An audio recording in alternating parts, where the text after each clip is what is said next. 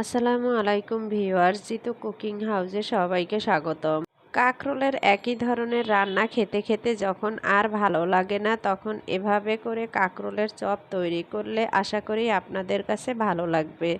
কাকরোলের এই সুস্বাদু চপ কিভাবে তৈরি করতে হয় সেই রেসিপি দেখার জন্য আশা করি পুরো ভিডিও আমার সাথেই থাকবেন। আসুন তাহলে আর কথা না বাড়িয়ে দেখে আসি পুরো রেসিপি। কাঁকরোলের চপ তৈরি করার জন্য আমি এখানে 4টি কাঁকরোল নিয়ে মাঝখান থেকে এভাবে করে কেটে নিয়েছি। আর উপরের চিরুনির মতো আবরণটা আমি এভাবে করে ফেলে দিয়েছি। তারপর ভালো করে ধুয়ে পরিষ্কার করে নিয়েছি। এখন এটাকে আমি একটি কড়াইয়ের মধ্যে নিয়ে নিব সেদ্ধ করার জন্য। কাঁকরোলগুলোকে সেদ্ধ করার জন্য আমি কড়াইটাকে চুলায় বসিয়ে দিয়েছি। এখন দিয়ে দিলাম পর্যাপ্ত পরিমাণ পানি, আর দিয়ে দিলাম হাফ টি স্পুন লবণ। এখন একটু নাড়া দিয়ে পানির সাথে লবণটাকে মিশিয়ে দিব, আর অপেক্ষা করব কাঁকরোলগুলো সেদ্ধ না হওয়া পর্যন্ত। ফিরে এলাম কাঁকরোলগুলো সেদ্ধ হবার পর। আমি একটি চামিচ দিয়ে দেখিয়ে দিচ্ছি। এই যে দেখুন ভিউয়ার্স, কাঁকরোলগুলো সেদ্ধ হয়ে গিয়েছে। চামিচটা কাঁকরোলের মধ্যে ঢুকে যাচ্ছে, তার মানে কাঁকরোলগুলো সেদ্ধ হয়ে গিয়েছে। এখন চুলা থেকে নামিয়ে পানি ঝরিয়ে কাঁকরোলগুলোকে ঠান্ডা করে নিতে হবে। কাঁকরোলগুলো ঠান্ডা হয়ে গেলে একটি চামিচের সাহায্যে আলতো হাতে ভিতর থেকে এর বিচিগুলো এভাবে করে বের করে নিতে হবে। এই যে দেখুন, এভাবে করে আস্তে আস্তে ভিতর থেকে বিচিগুলো বের করে নিতে হবে। খেয়াল রাখতে হবে কাঁকরোলের সাইডের অংশটা যেন ভেঙে না যায়। আমি আরও একটি করে দেখাচ্ছি। এই যে এভাবে করে কাঁকরোলের ভিতর থেকে বিচিগুলোকে বের করে নিতে হবে। খুব সহজেই কিন্তু কাঁকরোলের ভিতর থেকে বিচিটা বের হয়ে আসছে। ওই একই পদ্ধতিতে আমি সবগুলি কাঁকরোলের বিচি বের করে নিয়েছি। রান্নার জন্য নিয়ে নিলাম 1 স্পুন পোস্তদানা, আর নিয়ে নিলাম 1 স্পুন কালো সরিষা। আপনারা চাইলে সাদাটাও নিতে পারেন। আর দিয়ে দিলাম একটি কাঁচামরিচ। এখন এগুলোকে আমি ব্লেন্ড করে নিব।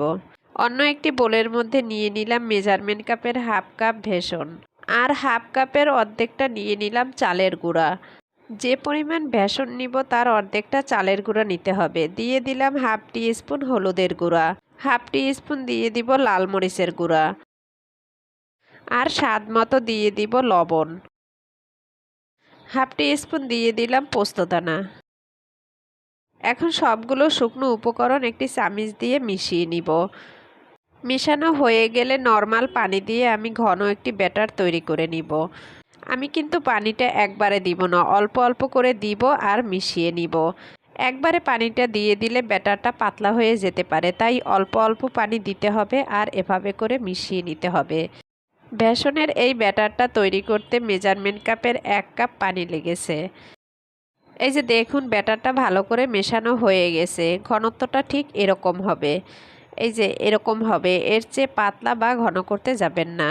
এইদিকে অন্য একটি কড়াইয়ে দিয়ে দিলাম 1 স্পুন রান্নার তেল।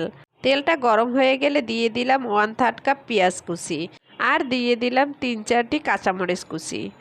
এখন একটু নেড়ে চেড়ে 2-3 মিনিট সময় কাঁচামরিচ আর পেঁয়াজগুলোকে ভেজে নিব। ভাজা হয়ে গেলে এর মধ্যে দিয়ে দিব সেই যে কাঁকরোলের বিচিগুলো বের করে রেখেছিলাম, সেই বিচিগুলো।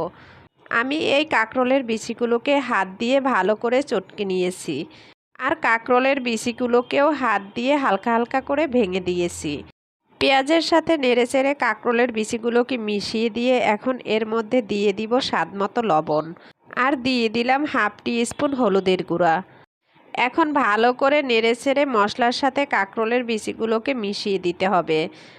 2-3 মিনিট নাড়ার পরে এর মধ্যে দিয়ে দিব আমি আগে থেকে সরিষা, পোস্তদানা আর কাঁচামরিচের যে পেস্টটি করে রেখেছিলাম সেই পেস্টটা দিয়ে আবারও 2-3 মিনিট নেড়েচেড়ে মিশিয়ে নিব, যতক্ষণ না তেলটা উপরে উঠে আসে। এই যে দেখুন ভিউয়ার্স, তেলটা উপরে উঠে এসেছে। তৈরি হয়ে গেল আমার কাঁকরোলের চপের ভিতরের পুর। এবার আমি চুলা থেকে নামিয়ে ঠান্ডা করে নিব। এখন কাঁকরোলের মধ্যে আমি পুরটাকে এভাবে চামিচ দিয়ে দিয়ে দিব। এই যে এভাবে করে আস্তে আস্তে চামিচ দিয়ে কাঁকরোলের পুরটাকে ভিতরে দিয়ে দিতে হবে। এই যে দেখুন ভিউয়ার্স, এভাবে করে দিতে হবে। আমি সবগুলো কাঁকরোলের ভিতরে এভাবে করে পুরটাকে দিয়ে দিব। আমি অফ ক্যামেরায় পুরের মধ্যে কিছুটা ধনেপাতা দিয়ে দিয়েছি। আপনাদের হাতের কাছে ধনেপাতা থাকলে দিয়ে দিতে পারেন। এই একই পদ্ধতিতে আমি সবগুলো কাঁকরোলের মধ্যে পুর ভরে নিয়েছি। চুলায় একটি কড়াই বসিয়ে আমি পর্যাপ্ত পরিমাণ তেল দিয়ে দিলাম। অপেক্ষা করব তেলটা গরম হওয়া পর্যন্ত। যখন তেলটা গরম হয়ে যাবে তখন পুর ভরা কাঁকরোলটাকে বেসনের ব্যাটারের মধ্যে এভাবে করে ডুবিয়ে তেলের মধ্যে দিয়ে দিতে হবে। কাঁকরোলের যেই সাইডটায় পুর আছে সেই সাইডটাকে উপরে রেখে এভাবে করে দিয়ে দিতে হবে। একটা দেওয়ার পরে একটু সময় অপেক্ষা করে আবারও আরেকটি দিয়ে দিতে হবে। হাতে একটু সময় নিয়ে আস্তে আস্তে করে চপগুলো ভাজতে হবে। একটা কাঁকরোল দেওয়ার কিছুক্ষণ পরে আরেকটা কাঁকরোল দিলে একটি আরেকটির গায়ে লেগে যাবে না। এই সময় চুলার আঁচ কম করে দিতে হবে আর অপেক্ষা করতে হবে একটা সাইড হয়ে আসা পর্যন্ত। একটি সাইড হয়ে গিয়েছে, এখন আমি এভাবে করে উল্টিয়ে দিব। এভাবে আস্তে আস্তে করে উল্টিয়ে পাল্টিয়ে কাঁকরোলের দুইও সাইড ভেজে নিতে হবে। এই যে দেখুন আমার কাঁকরোলের চপ দুটি ভাজা হয়ে গেছে, এবার আমি তুলে নিব। সুন্দর একটি কালার চলে এসেছে। এই একই পদ্ধতিতে আমি সবগুলি কাঁকরোলের চপ ভেজে নিব। ভিউয়ার্স, আমার রেসিপি ভালো লাগলে আমার চ্যানেল সাবস্ক্রাইব করার অনুরোধ রইল। ফিরে আসছি পরিবেশনের পর।